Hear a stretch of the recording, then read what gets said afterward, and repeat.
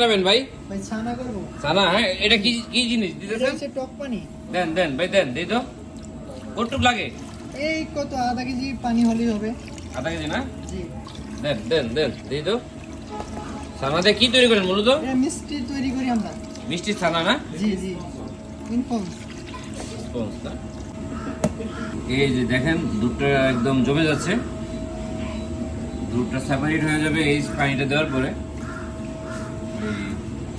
এই দেখুন অরিজিনাল যেই ছানা দিয়ে মিষ্টি তৈরি হয়, এটা সেই ছানা।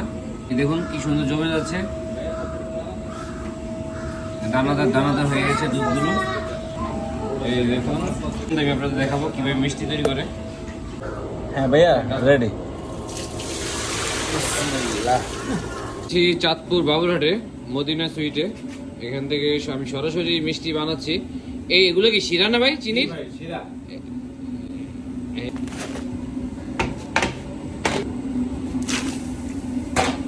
কত সময় লাগবে ভাই মিষ্টি রূপান্তরিত হতে? 20 মিনিট না?